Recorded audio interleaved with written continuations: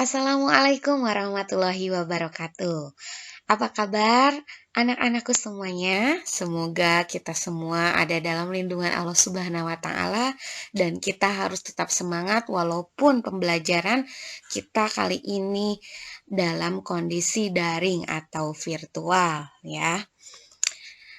Dalam video ini, Ibu akan menjelaskan terkait logika matematika.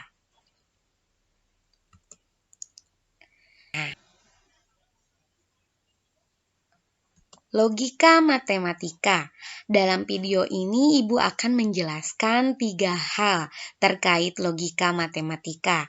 Yang pertama, pernyataan atau kalimat tertutup, kemudian kalimat terbuka, dan yang terakhir adalah negasi atau ingkaran.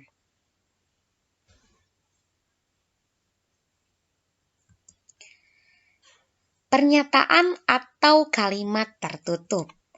Pernyataan atau kalimat tertutup adalah suatu kalimat yang sudah pasti mempunyai nilai kebenaran. Dan nilai kebenarannya itu ada 2, yaitu benar dan salah. Dalam pernyataan tidak sekaligus mengandung 2 nilai kebenaran. Artinya, dalam suatu pernyataan ada yang memiliki nilai kebenarannya benar saja dan nilai kebenarannya salah saja. Contohnya, 2 ditambah 5 sama dengan 7. Ini merupakan pernyataan yang memiliki nilai kebenaran benar. Jelas ya, karena 2 ditambah 5 itu sama dengan 7. Kemudian, contoh lainnya, 2 dikali 3 sama dengan 5. Ini merupakan pernyataan yang memiliki nilai kebenaran salah. Kenapa dikatakan salah? Karena 2 dikali 3 itu sebetulnya adalah 6, bukan 5. Jadi dapat kita simpulkan dari pengertian pernyataan atau kalimat tertutup itu dapat mengambil sesuatu yang sesungguhnya atau sesuai dengan faktanya. Selanjutnya, masih di dalam pernyataan atau kalimat tertutup. Nah, dalam matematika, untuk menyatakan suatu pernyataan biasanya menggunakan huruf kecil, yaitu P, Q, R, dan seterusnya. Nilai kebenaran benar dilambangkan dengan B kapital.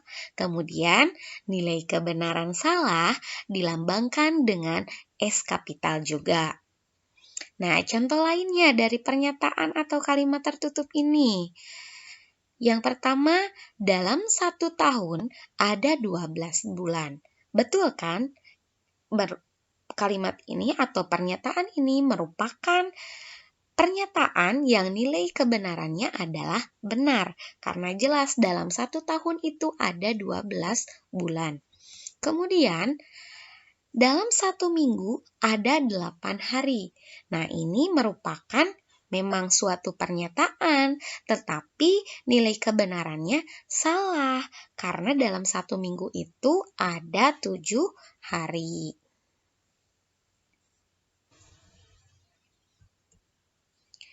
Selanjutnya yang kedua, kita akan membahas terkait dengan kalimat terbuka.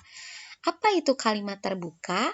Kalimat terbuka adalah kalimat yang belum pasti nilai kebenarannya.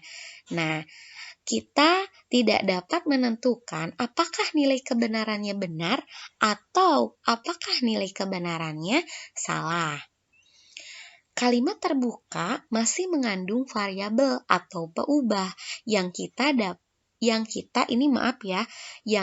tidak dapat mengetahui nilai dari variabel itu, kecuali diketahui berapa variabelnya. Baru bisa menentukan nilai kebenarannya, apakah benar atau salah. Contohnya dari kalimat terbuka. Di sini bunga itu sangat cantik. Nah, ini merupakan kalimat terbuka. Kenapa demikian? Karena yang memberikan penilaian bahwa bunga itu sangat cantik, bisa saja setiap orang itu berbeda. Ada yang mengatakan bunga tersebut itu cantik, ada yang mengatakan kurang cantik atau bahkan tidak cantik gitu ya. Nah, kemudian contoh lainnya, X ditambah 5 sama dengan 7. Nah, dengan X sama dengan 3, ini merupakan suatu pernyataan atau kalimat tertutup. Ya, tetapi pernyataan ini memiliki nilai kebenaran yang salah. Kenapa? Karena ketika kita substitusikan nilai X-nya dengan 3, jadi 3 ditambah 5 sama dengan harusnya 8, sedangkan di sini adalah 7. Nah, tetapi beda halnya ketika kita hilangkan X sama dengan 3-nya, cukup dengan X ditambah 5 sama dengan 7, baru ini dikatakan dengan kalimat terbuka ya. Nah, kenapa dikatakan kalimat terbuka? Karena di sana kita tidak mengetahui berapa nilai X-nya gitu. Ya, paham ya semuanya? Kemudian kita lanjutkan ke negasi atau ingkaran. Ini terakhir ya dari video ini. Nah, apa itu negasi atau ingkaran?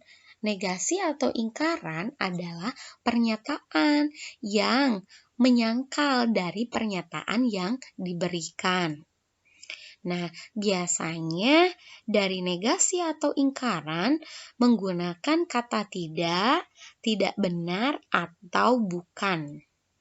Nah, jika kita mempunyai suatu pernyataan yang kita simbolkan dengan huruf P, maka negasinya adalah, bisa dilihat ya simbol dari negasi itu seperti yang di layar, yang dibacanya adalah negasi P.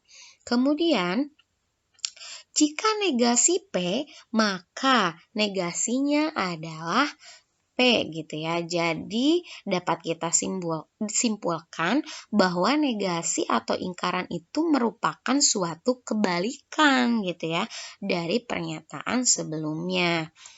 Contoh, 2 ditambah 5 sama dengan 7.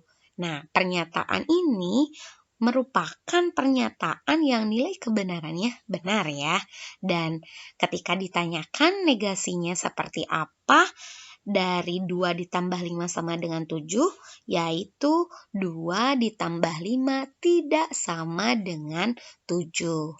Kemudian contoh lainnya, 2 dikali 4 sama dengan 7. Nah, kalau kita lihat dari pernyataan ini merupakan pernyataan, tetapi nilai kebenarannya salah ya, jelas. Nah, ketika ditanyakan negasinya seperti apa, jadi 2 dikali 4 tidak sama dengan 7. Seperti itu.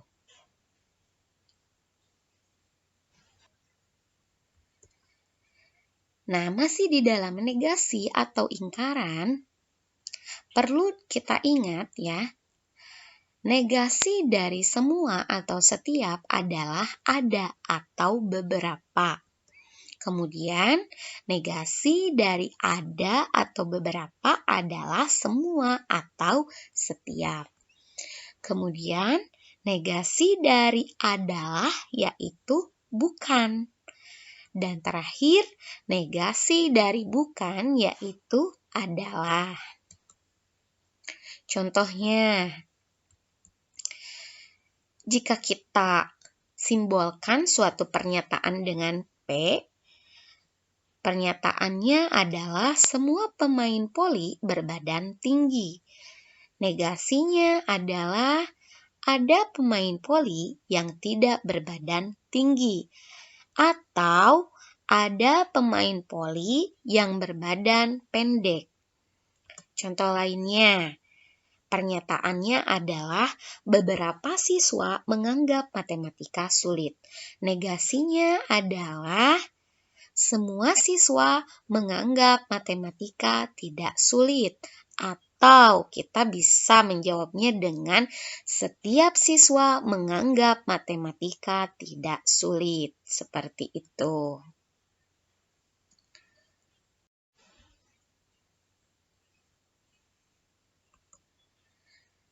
Simpulan yang dapat kita simpulkan dari video ini, kita telah membahas 3 hal, yaitu terkait dengan pernyataan atau kalimat tertutup.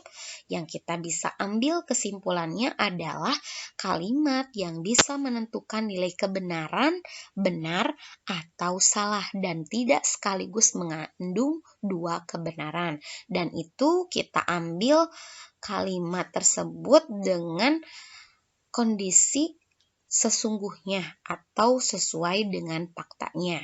Kemudian kalimat terbuka kita simpulkan yaitu kalimat yang masih memiliki variabel atau peubah dan tidak dapat menentukan nilai kebenarannya. Dan yang terakhir, negasi atau ingkaran atau bisa kita sebut dengan kebalikan, yaitu pernyataan yang menyangkal dari pernyataan yang diberikan.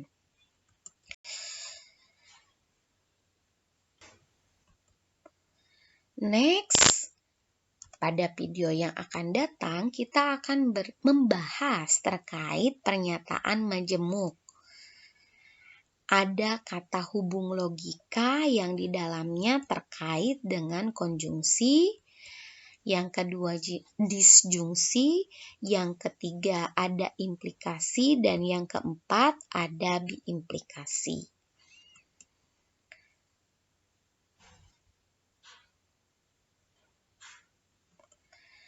Sekian yang dapat Ibu sampaikan pada video kali ini. Semoga bisa bermanfaat untuk kita semuanya. Jikalau ada pertanyaan, nanti Ibu akan buka sesi pertanyaan di grup ya. Demikian, terima kasih. Wassalamualaikum warahmatullahi wabarakatuh. Semangat!